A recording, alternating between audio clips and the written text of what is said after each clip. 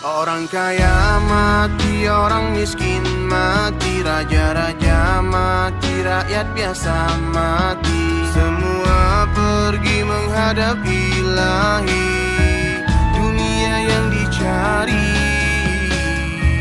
tak ada yang berarti. Perkara yang paling penting itu perkara iman. Iman itu lebih penting daripada duit, lebih penting daripada rumah, kendaraan, dan sebagainya. Seorang mati nggak punya duit, Allah nggak marah. Mati nggak punya rumah, Allah nggak marah. Tapi kalau mati nggak punya iman gimana?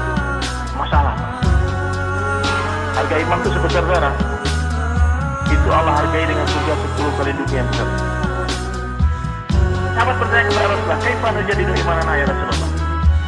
Sahabat bertanya seperti itu, maka Rasulullah katakan, "Akhbiru min qauli la ilaha illallah." Wahai manusia,